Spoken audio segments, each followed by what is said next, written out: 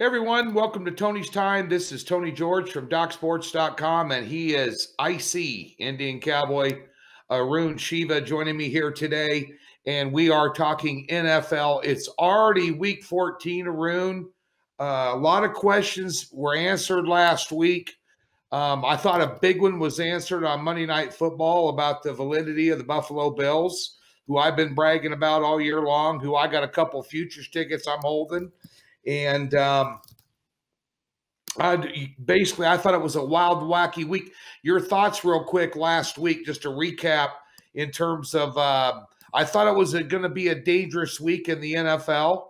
It turned out to be a dangerous week, and the dogs kind of dominated a little bit. And you're still seeing a lot of surprises right now headed into week 14. Yeah, I always like when dogs dominate. That typically means that we do well. I had a good week last week, actually. I went 6-1. That Georgia Vanderbilt game got postponed, or else that over would have hit, I think, too. So it was a good week. So, the Seahawks, we had the Giants likely to do well. We continue to talk about how good this Giants defense is and Joey Judge's defense is. And we've been saying this on the show for a while. We talked about how the Rams were probably going to beat the Cardinals because they always seem to have their number. And we talked about how, we talked about a lot of good stuff. We talked about how the Browns were probably going to do well against the Titans and show up. And they did. And we talked about the Jets, man. You and I talked about the Jets. And we both said we're like, the Jets are going to show up. No one's talking about them. And then they showed up, which was exciting. Of course, the Cowboys are an absolute embarrassment and debacle. And so are the Eagles. And now Jalen Hurts will start. So, we'll see how that goes. I mean, Mike McCarthy – this idea that if you won a Super Bowl before that you're going to get hired, I think Mike McCarthy just destroyed that concept. I mean, it's just been so bad. We talked about the Patriots probably going to do well. They got back to 500, excited for them. I told you I was on the Broncos big. I was like, man, the Broncos are going to be so mad after all these COVID things of people making fun of them. And then they came back and paid well. We talked about the Redskins. We said the Steelers, that Redskins front line. Have you noticed, Tony, all these teams with strong defensive front lines do well? Giants, Redskins, right? I mean, they set the tone for you. And what do we say? We said that when Nick Mullins has to make a play, he's not going to be able to make a play. And that's why we leaned on the Bills, and the Bills came through. Yeah. I gave a free play video out, I said I wanted to take the Bills. Every sharp I know in Las Vegas loved the 49ers. And I was even kind of bitching about it in my daily video. I go, okay, Mullins apparently is better than Allen. The Niners are better than the Bills. Shanahan is the greatest coach since the beginning of time, apparently. And I said, so I'm just going to, I did a same game teaser, and that was the way to do it. But at the end of the day, I was proven right. Buffalo is a good football team. And we're going to find out, next level, because their opponent this week in the Pittsburgh Steelers is not the San Francisco 49ers with a backup quarterback and a makeshift tight end situation and a makeshift defensive line. And but nonetheless, we had the win on the Washington earlier in the day that day. But one win last week that surprised me, even though it didn't surprise me. And we talked about it right here on this show last week. The coaching mismatch between Bill Belichick and Anthony Lynn. Now, if I'd have told you that without you knowing the score, Arun, that the starting quarterback for the New England Patriots threw for 69 yards in that game, you'd have said they got their ass kicked. No, they won 45-0. And at the same stadium, 4 days later, they did not go back to Boston. They stayed in the Los Angeles, Inglewood area. They go back to SoFi Stadium, and they take on a Rams team that did not surprisingly beat the Arizona Cardinals, because anytime Kingsbury comes up, number one, against a good coach, he gets beat. Secondly, as you'd mentioned last week, the Rams have their number. But now the Rams laying 5 points, short week for both teams. New England right there. New England in the zone off a 45-point win. And I saw a statistic that said teams that win by 40 or more the next week are a 9-17 ATS bet the next week. They only, so they've covered 9 out of 26 games the following week off a 40-plus point win, which puts the Patriots in this spot here. But a Thursday night game, Patriots +5, Rams 44.5. One thing I noticed about the Rams that is a little bit of a mismatch here, and they may think Belichick, after what he did to the Rams in the Super Bowl a couple of years ago, Belichick and his staff laid out the blueprint for how you shut down the Los Angeles Rams on defense. They did it in the Super Bowl, and that's why the Rams suffered the next year, Arun. And I think you've brought that to light yourself. But this year, you're talking about the Rams are number 1 in the NFL in positive yards per game at the end of the game. Plus 104 yards per game, they're out yarding their opponents. So it's number 1 in the NFL. And they're going up against a team that's only put up 470 yards offense in 2 weeks, and yet they're off a 45-0 win. This is an interesting scenario here on Thursday night to open up the week, Arun. Yeah, I mean, it's an awesome Super Bowl rematch, which is exciting. It's going to be exciting for the fans. And good for the Patriots not to lay down. I mean, I would have thought that, the Bucs are going to have a better record than the Patriots, but that's not guaranteed now. At the very least, it might be a wash. Both these teams, the Patriots seem to be coming on strong right now. And, winning 45-0 is pretty exciting. Back-to-back covers is exciting, winning against Arizona. But, the Patriots lost to the Texans, which is like a glaring loss by 7 points. They beat the Jets and they beat the Ravens. But I'm telling you, I'm not high on the Ravens, Tony. And we've been talking about that for a while. And it's just because I'm not a huge fan of Lamar Jackson. They run the same stuff. And when they face good teams, especially in the playoffs, they get beat. And I think, Sean McVay, after that Super Bowl, he talked about how Bill Belichick had his number. He said, I just got outcoached, And I think that's been kind of eating at him a little bit. And, of course, the public are going to take the Patriots coming off that big win. But, this kind of reminds me of the Rams-Bears game. Remember when the Rams won 24-10? I'm not saying the Patriots are as bad as the Bears, but they kind of run a similar style offense. I actually have the Rams probably winning by a touchdown here. I just think that defense is so good. And the Patriots are one-dimensional, right? The Patriots run the ball. They can't pass the ball. So what are the Rams going to do? They're just going to stack the box, and I think that's going to affect them. And I like the Rams here. I think it'll be low scoring. I think a 44.5 might come into play. I don't think offensively Patriots are going to be able to do anything. I really don't. When you have a quarterback, when you've put up less than 235 yards of offense per game the last 2 games against the opponents they had, and you face a defense like this, and trust me, the Rams need every win they can get. Seattle's still in that division. They want to win there. There's a lot to play for here. New England, obviously, in a dogfight, they're not going to win their division. They're probably not going to surpass. I saw the look-ahead line 2 weeks from now. Miami's a 3-point favorite at New England. So I'm just saying, I think this is going to be a really tough spot. I know New England's been on a nice run, but you got to think, as you said, one of the big key factors in this game, even though it's a short week, McVay wants this game here about as bad as any game he's ever coached. This is it right here. He wants payback. He's going to have his boys spit nails. Golf, the thing about golf is Belichick will find a way to frustrate him. There's no doubt about it. He did in the Super Bowl. There are very good defensive coordinators out there that when the Rams do get beat, they tend to struggle at the quarterback position because they're giving him a lot of looks, a lot of blitzes, a lot of different packages that he's got to deal with. They make him hold on to the ball longer. This year, he's been getting the ball off a lot quicker than he was last year. He was holding it too much.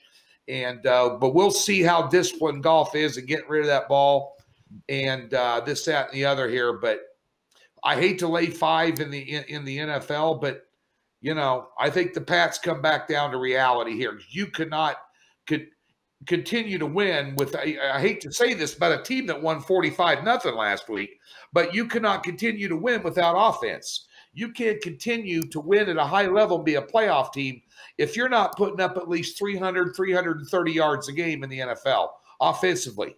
You just can't do it and not be turning the ball over a ton. So I think that's going to be a real quagmire for the Patriots on Thursday night. Let's get to the next game, and this is the ugly game of the weekend, but I want to talk about it because you alluded to it earlier. What in the hell are the Dallas Cowboys doing laying 3.5 on the road to anybody? I said in my free play video, I took Baltimore on a free play video, and be sure and tune in to both Arun's channel and, well, this channel right here you're watching this on each and every day for free picks, but I took Baltimore Ravens. They went all the way up to 9.5 at close last night. We put them out at 7.5, but Dallas can't stop anybody running the football. Now, that doesn't benefit Cincinnati a whole lot here because Cincinnati is one of the worst in the league. I think they're running the ball for like 61 yards a game. And they're missing their starting quarterback. Their offense has slipped. But still, you have the better defense at home getting points in the NFL. That is like handicapping 101. Obviously, it's not the only handicap in the game. You have Andy Dalton returning home, where he spent a lot of years, 5 straight 10-win seasons, 5 straight playoff appearances, and 0-5 in the playoffs straight up, I might add. But nonetheless, also he's going there where the Cincinnati Bengals are 6-1-1 against the spread their last 8 home games. They do play tough at home. But can you trust Dallas laying points? And on a short week on back-to-back travel, as bad as Dallas is. I mean, if you don't, you got to put a gun to my head and pull the trigger to make me to take Dallas here. And I don't have a gun to my head. And, you know, you're talking about a team that Dallas, with as bad a defense as they have, they're only putting up 22 points a game. What the hell are you doing laying 3.5 on the road to anyone, Arun? Yeah, I think this is one of those games where you have to hold your nose and do it. Because when you take a look at, and I, you know, there's been games like that, like the Browns, the plus 5.5. It doesn't make sense necessarily, but if you look at the motivation behind it and the fact the Browns played so bad against the Jaguars, the motivation is there, you know, and I think that's what kind of here with Andy Dalton going back to Cincinnati. He's going to be revved up. He's going to watch extra game film just so that he can try to win this game. At the end of the day, he was kind of pushed out and they moved on. And, you know, Dallas, giving up 41 points to Washington or 34 points to Baltimore, well, they don't have to worry about that now because Cincinnati can't score. You know, as soon as Kyle Allen is a great person, and he knows the system well, but they just can't score, which is probably frustrating. And the other thing is, you know, Dallas just got embarrassed on national television. I mean, people are calling for folks' heads, and I think that's going to motivate them too. And this team did show up against Minnesota, right? And they won by 3 points on the road. So when they have to show up, they can possibly show up. And I think this kind of goes back to how bad Cincinnati's offense is. Cincinnati scored, I think, in single digits 3 out of the last 4 games. You know, can Dallas even score double digits? I think they can. You know what I mean? So if they can put up double digits against Pittsburgh, they probably can do that here. And I think that's the reason why they're probably favored, just because Cincinnati's offense is so bad. I mean, Cincinnati, I think, rushed for they had a total of 150 yards against the Giants. That's really bad. And they only had 11 first downs against the Giants. Now, what stinks is they faced a really good Giants team on the defensive side. They faced a really good Dolphins team. I think they'll play much better on offense. Maybe even to take a look at the over. But rather than the total, I think Dallas has the much better offense. They got embarrassed, so they'll probably play a little bit better defense. So I can see them winning by 5 or 6 or here. I think it comes down to. But I mean, it's not easy to do. I get it. So I think it's 21-10 ball game. I think this thing screams under. I really do. Yeah. Because the one thing more than the total. Yeah. Go ahead. Definitely the side is. I mean, the total is. I've always felt like totals are fickle anyway. You know what I mean? Sometimes, in a weird way, I think you have to be right twice to get the total right. Whereas you only have to be right once to get the side right. You have to be right twice because you got to get what you think both teams are going to do regarding the total. Score high both, or both score low, or whatever. Whereas the side, you can just be like, this team's going to beat the crap out of this team. Done. You know, you know what I mean? Yeah. So yeah, I like Dallas, even though I can't believe I'm saying it. Well, you got the 27th ranked offense in the NFL in Cincinnati going up against 25th ranked defense. So if they can't get a few points on the board against a defense like Dallas, and you can run on Dallas like a hot knife on butter. I mean, I said that yesterday, and you saw what Baltimore did to them. Obviously, Baltimore has a lot more talent on the offensive side of the ball than what Cincinnati has. But if you ever wanted to get healthy on offense and put up a couple of touchdowns, Dallas's defense is the one you do it on. It's going to be interesting. Let's stick in the NFC East here. I think New Orleans might be one of the best bets on the board this weekend. And I know I'm going to hear from you. Well, they got a new quarterback. They don't have any film on him. Jalen Hurts is starting. He's providing a spark for the team. They don't know what he's going to do. Let me tell you something. I think this is the worst decision that a general manager and a head coach could make. And that is, does Carson Wentz need benched? Probably not.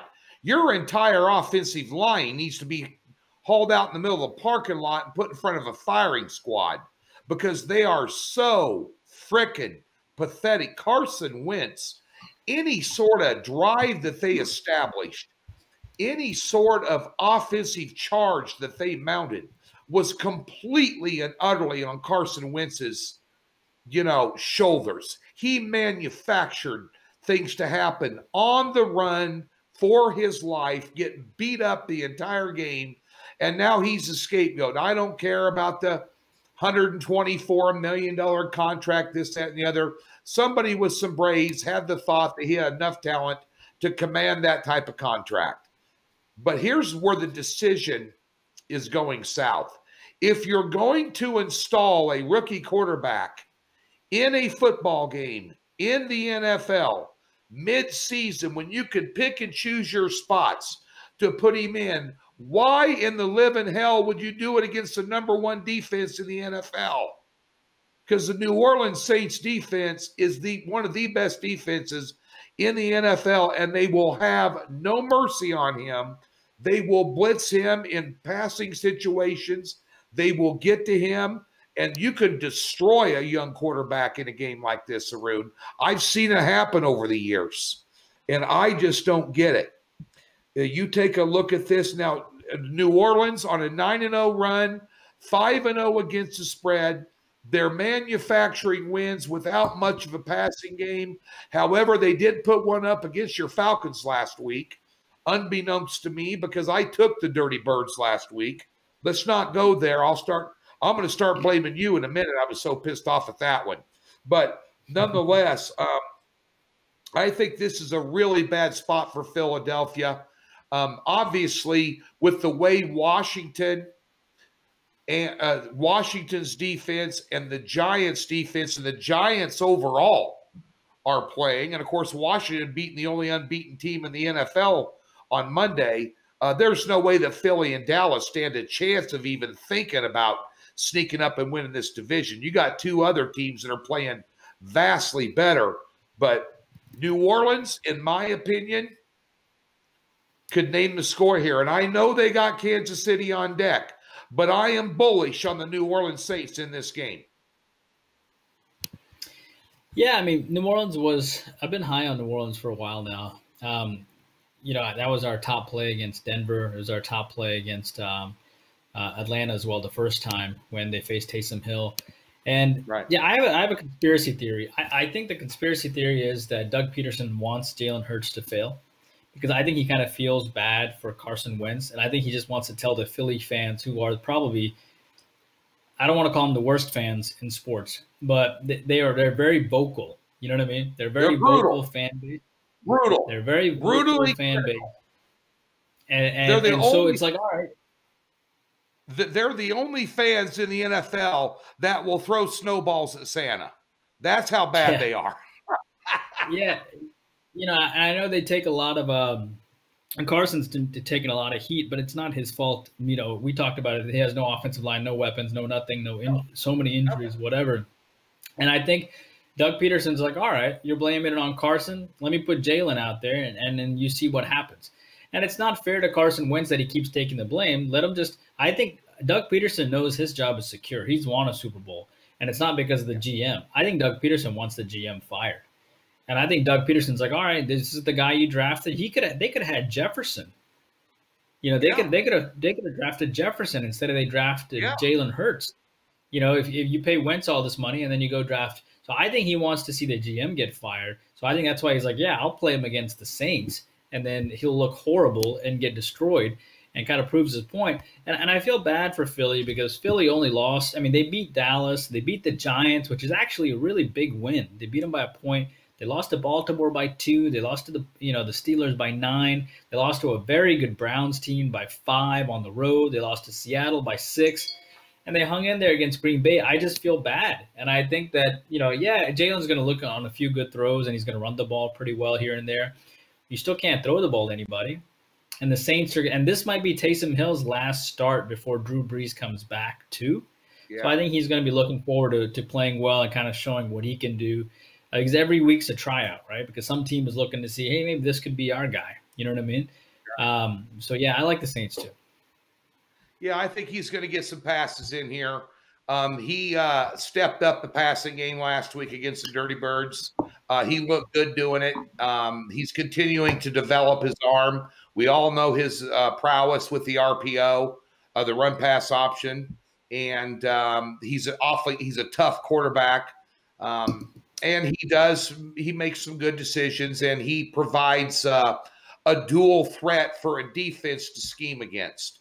And, like the Mahomeses and the Kyler Murrays, the Allens of the world right now for Buffalo, whenever you have a dual threat quarterback that can extend plays, they're hard to scheme against. And that's what everybody's trying to draft. I don't blame them for trying to draft Jalen Hurts. That's what they're trying to do. That's the Lamar Jackson, the Mahomes, and this, that, and the other. But there are very few of these RPO-type quarterbacks in the league that are highly successful in college, and it translates to the NFL. Patrick Mahomes is a very special player. Even Kyler Murray, his passing is good, but a lot better than Jackson's. But at the end of the day, if that's what you did with Jalen Hurts, I don't care. Honestly, I don't care if you got Patrick Mahomes in there for the Eagles this week. With no offensive line and no offensive weapons, there's not a whole hell of a lot you can do, and I don't know what Eagles fans expect, and I think you're right. I like that conspiracy theory. That's right. It's past midnight on Discovery Channel. I'm watching one of those shows. This conspiracy theory I am buying into. I agree. Hey, Peterson, you want Jalen Hurts? Why not? Here you go. You got him. Yeah, I mean, why not start him against somebody else? I mean, why start him against the Saints? You know what I mean? Exactly. That ties into your theory. That proves your theory right there, because he's going to get his ass kicked. I mean, there's no doubt about it. He might not. He might not finish the game. There might not be a Hurts and Wentz conversation because Hurts he's hurt. Pardon the pun. And I also think that this Jalen Hurts draft pick was not Doug Peterson's draft pick. I think this was an entirely an upper management, type of thing. And I think Doug Peterson's been waiting for the moment, and now he knows he's not going to make the playoffs. They've got 3 wins versus the 5 for the Giants and 5 for the Redskins. There is no chance they're going to overtake them in these last 5-6 games, right? No. Or 4, 5, 6 games. So what do? Put him against the Saints, let him get his butt kicked, and hopefully the GM gets fired. Exactly. I Breaking agree. news on Tony's time. Breaking Tony's news. Time. The Indian Cowboy conspiracy theory. We're breaking news here. That's right. So hopefully we'll have a sequel to talk about next week. Quickly here, big game here. Pittsburgh off their first loss at Buffalo. We'll get through these next 2 very quickly. Hey, be sure and get over to Doc Sports. We got a free $60 for you look at the banner above us. Click the link in the description below. Get hooked up this weekend. College and pro football, college basketball, big UFC 256 card. I've just been tearing it up in the UFC. We're going to have a huge UFC. We might have our one and only 8-unit fight pick of the year. We'll only put out one. They call them game of the year, whatever you want to call it. It's the strongest position. I don't put too many those 8 units out. I think I went 3 years in the NBA. Doc's out finally putting one out. I put one out during the playoffs this year, and I won it. But nonetheless, one of these fights, the line's been dropping. It's shaping up. We've hit 9 of our last 12 cards, and I know Arun had a good week in football last week. I did not, although I hit a 7-unit in college football. So jump over there, a plethora of options. And we got the NBA 2 weeks from this upcoming Tuesday starting again. So be sure and get over there and get yourself hooked up with that and take advantage of all the free stuff that we have over there, because there's a lot of great information over there to help you make better decisions right there at DocSports.com. Pitt taking on Buffalo. Buffalo at home. Impressive win on Monday Night Football. They dominated in every single aspect of the game. Coaching, quarterback, offense, defense, special teams. They look like a complete football team. I think Allen probably played the best game at quarterback that he's played since he's been in the NFL. And Pitt off a loss here. I just saw that they brought Connors off the COVID list, so he's going to play running back for him in this game. This is the Sunday night NBC game. Buffalo, 2.5, 46.5 the total. I think it's a tough call. I think this is going to be one of those games I'm definitely going to just sit back and watch as a fan of the NFL, with 2 really good football teams going at it, and potentially one of these 2 teams, my beloved Kansas City Chiefs, might be playing in the AFC Championship. Your thoughts? Yeah, I like the Bills. And I think the Steelers, I think things finally came home to roost for the Steelers. I think things finally caught up with them, because they've been winning all these close games and stuff. And we talked about in the show how a strong defensive line is what makes Big Ben struggle. You know, whenever he faces that tough defensive line that gets after him and gets into his face, he has a tendency to struggle. Like Washington, like Baltimore winning 19-14. That was a Baltimore team. That was like the JV Baltimore team. You know what I mean? Most of their guys weren't even playing. So even Dallas showed up to face Pittsburgh because they wanted to beat an undefeated team, and they showed up. And even that Tennessee game, he had a tendency to struggle too. And I think that, remember, last year the Bills beat this team by a touchdown, and the Bills are even better this year. Yeah. Right? The Bills are better this year than they were last year. Allen is more seasoned. He's more confident. And, you know, at the end of the day, this Bills team has covered 4 in a row. They beat Seahawks by double digits, by 10. They should have never lost to Arizona. So if they don't lose that Arizona game and that Hail Mary, they would have won 6 in a row since the Chiefs lost. So this team is actually 10-2 in my book and not 9-3. And the only 2 losses were to Kansas City, which is perfectly understandable, and then to Tennessee, which was 16-42. But that Tennessee loss came because it was a COVID week for Tennessee. It was just all messed up that week. So there was a lot of moving factors. So I don't blame them again. Sometimes you just shouldn't blame a team for a loss. You should kind of understand why they lost and kind of move on. And I think Buffalo is the better team. I can't believe I'm saying this, but I think Buffalo has a tendency to be the more disciplined. But the only thing is, Mike Tomlin, whenever he's an underdog, he does well. Like it's almost like he tells his guys, "Hey guys, look, we're underdogs. Let's get up and beat this team," you know? And they've always done well as underdogs. They won at the Ravens as dogs. They beat the Titans this year as dogs. Mike Tomlin as a dog is usually pretty good. And how do the Steelers respond coming off of a loss? Probably pretty decent. And maybe the public is too high on the Bills facing a Niners team that's not even at full strength. So that's the kind of stuff that makes me hesitate a little bit. But, you know, I was shocked to see the line at 2.5 for the Bills. You know what I mean? I was shocked. I mean, still, Pittsburgh still can be argued as America's team as well, you know, especially now the Cowboys aren't doing it. Pittsburgh is beloved. So the fact that this team is a dog at 11-1 was pretty shocking. And it's not like Pittsburgh got dominated. I mean, in the sense that they threw for 300 yards against Washington. They just weren't able to run the ball at 60 yards, which is why they activated Connors. And obviously they had a horrible running attack. I think 4 rushes for 15 yards for McFarland, and 8 rushes for 5 yards for Snell. Now they're going to be able to run the ball a lot better now in this game against the Bills. It's hard to say, but I have a tendency to lean on the Bills just because I think that the Bills' front line will get after. Actually, this is going to sound odd, but I think Allen's the better player than Roethlisberger as well. Allen looked really good, Tony, against San Fran. He looked really good. That's the best game I've ever seen him play. And if you look at this, you're not the only one that's surprised it's opened up 2.5, because the look-ahead line on this was Pittsburgh minus 2.5. Total 47.5. So the totals dropped a point, but the lines flipped 4 points. Now, sharps are going to argue that gives therein lies the value with Pittsburgh. It's because the lines flipped 4 points against the team with 1 loss in the NFL. I think that McDermott, I've never been a big Mike Tomlin fan. I think he's only as good as the coordinators that he surrounds himself with. You know, when Pittsburgh sucked, you know who was their offensive coordinator here a few years ago? Todd Haley, the guy that Kansas City fired. His daddy got him the job. I could argue this all day long.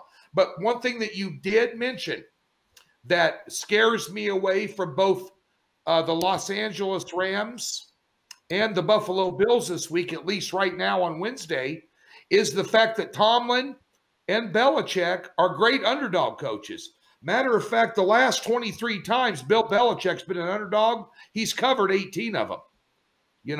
That's just something and Tomlin's got a similar record. It's like a 75 or 80% cover rate. So you got to be very careful here. It's a short week for both of them. So it's going to be real interesting, this one here. But I'm gonna leave that with you. Arun likes Pittsburgh there. I think the total may go over. Buffalo, or you like Tony, Buffalo? Buffalo. Got you on Buffalo there. Hey, I hope you're right. I really do. I think they're the better team all the way around in this spot at home. I just got a feeling. Allen's got an awful lot of – Beasley is a big part of that offense. He's like an Edelman. He is like Brady's Edelman. That's who he is to Allen. And then you got Stephon Diggs running around. That guy can catch the ball anywhere. And you got a good 1-2 punch at running back. And like I said, extremely well-coached football team. I will guarantee you Buffalo will not beat themselves. Pittsburgh will have to go in there and, buckle up the chin straps and beat them outright, because Buffalo's not going to give the game away. I can tell you that right now. They're too well coached. Finally, quickly here, real quick. Baltimore, Cleveland. Baltimore, short week on the road at Cleveland. Kicked the piss out of Cleveland first game of the season in the serious revenge mode. They did it. They got it done against Dallas last night. No surprise. I didn't have to kill themselves to do it on the short turnaround. But at the end of the day here, Cleveland 38-7 against Tennessee, halftime score. That was shocking, especially since I had a 6-unit play on the under in that game, as I thought both teams would just pound the rock and eat clock the entire day. And Cleveland probably played, I say, their best game of the year. Baker Mayfield played the best game of the year to date, in my opinion. And Tennessee did not play their best game, obviously. But Cleveland is well coached. This guy has stepped in there with basically the same team they had last year that Kitchens couldn't coach out of a wet paper bag. And he's got them contending for the division, a serious playoff spot. And the Ravens, I'm not sold on them yet until they can throw the ball more consistently. But this is in an interesting spot. Does Cleveland get it done or not here? Yeah, I think they do. And, and I think part of this is that Kevin Stefanski is a Mike Zimmer disciple, right? So Yeah. and you know how Mike Zimmer is a Texas boy that's kind of a Southern boy, but his attention to detail is phenomenal. Okay. Yeah. And Stefanski learned attention to detail from Mike Zimmer. So he has coached this team really, really well. And Tony, I have not been high on Baltimore all year, and neither have you. Baltimore has 5 losses this year. 5. Yeah. Baltimore is 1 loss away from being a 500 football team. Yeah. So this idea that Baltimore is phenomenal, blah, blah, blah, people have figured out this offense, and if they were going to win the Super Bowl, it was going to be last year when people didn't have as much tape on them. And now they have a lot of tape on them. They run the same stuff on them. They know what to expect. And we forget, Baltimore beat Dallas, whoop-de-doo, but Baltimore lost to Pittsburgh before that. They lost to Tennessee before that. They lost to New England before that. They lost to Pittsburgh before that. Baltimore was coming in on a 3-game losing streak and losing 4 of 5 coming in. So it's not that impressive. Their other wins are against Philadelphia, garbage team, Cincinnati, sub-500 team, Washington, when Washington wasn't good. Kansas City was the other loss. And Cleveland, consistently, they beat they beat the Titans, give them credit. They struggled against Pittsburgh. They don't have a hallmark win. Maybe the Colts win is one. But they still put up 34 points against a pretty good Washington defensive front as well.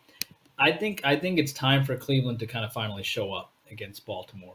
I think they took a huge step by beating Tennessee, a revenge game from last year. They have lost to Baltimore back-to-back years now, and I think they finally step up, and I think they probably get it done. So basically what you just said in a nutshell is anybody good that Baltimore played, they got their ass kicked. And remember, by the way, in the Philadelphia game, they were up like 30 points and almost got beat in that game. I had Philly +8 or whatever it was in that game, and they were knocking on the door to beat them. Philly. I mean, come on, what are we talking about here? I know Harbaugh, is a good coach. Well, he's better than his brother. But Harbaugh is a good coach. But teams figured out how to stop the RPO and take away Jackson's prowess running the ball. Now, that was on display last night because Dallas can't stop Grandma at Shopko with a stopping cart running the football. So he looked good last night. He's not going to look good against this defense. It's going to be problems. Plus, there's payback. And it's hard to beat a good team twice in one season. Bear in mind, that was game 1, new coaching staff, serious revenge on their mind, blah, blah, blah, blah, blah. You can make up a million scenarios for the 38-6 or 38-7 beatdown they gave Cleveland beginning of the season. But, Cleveland definitely is in an advantageous situation. They are an underdog +1, total 46.5. And so good Monday Night Football game. We'll take a look-see here as the week goes along. There's only one game. The Denver game's a little bit in doubt with the COVID right now. So chances are one of these games is going to pop up. Before we leave, and I know the show ran a little late today, folks, but I know you're having so much fun because of our magnetic charm and charisma. Your thoughts real quick on the Big Ten allowing Ohio State to get into the championship game without 6 wins, only 5 wins. They changed the rules today to get Ohio State in there, proving once again, Arun, it's all about the money. I'm okay with it. And it's only because I think Ohio State should have won last year. They should have been in the finals. You know what I mean? And that was kind of a pick play. I think Clemson got a little lucky, in that way. Probably should have been called. I do think Ohio State's one of the 4 best teams. I really do. Yeah. And for that reason, I'm okay with it. Yeah. And I think it's a shame if they don't get to play. And it's not like Ohio State hasn't paid its dues. They've been working hard. They've been doing what they can. And I think you want to see, you want to see game versus game. You want to see talent versus talent. And I do think they're better than Texas A&M. And I think Clemson is better than Texas A&M. And I think Alabama is better than Texas A&M. Notre Dame, I don't know. I mean, I don't want to see another Notre Dame-Alabama game where Alabama beats them like 40-0. You know what I mean? Yeah. I don't know about Notre Dame. I actually think Florida is better than Notre Dame, and I think Florida is better than A&M. But that's just my personal opinion. I think Florida's probably the 4th best out of that group. But Florida's going to have its say. that's what's going to be interesting. If Florida is able to beat Alabama, then does Alabama overtake Notre Dame? Yeah. For that fourth spot. Well, so just for I know this is family entertainment, but we are on cable. Just for shits and giggles, here's what I would do. You want to play in the Final Four? If you're Ohio State, you only got 5 games, now 6 games if you go win a Big Ten championship. I got a play-in game for you. You're either going to play Cincinnati or Coastal Carolina to get in. Just beat one of those undefeated teams. One extra game, you know. Plus, it's another one we can bet and lay it with Ohio State and win money anyway. So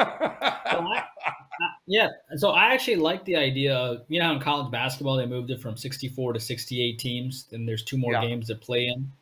I think we should have a number 5 versus number 6 playing game.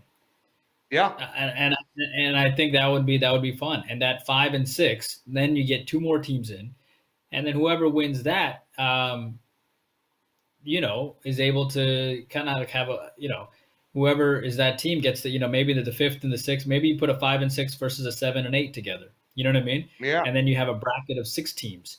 So I think there's a couple of options that you can do. But yeah, I like the idea of a playing game. So. Well, there you go, folks. Get over to Doc Sports, free $60. Get hooked up.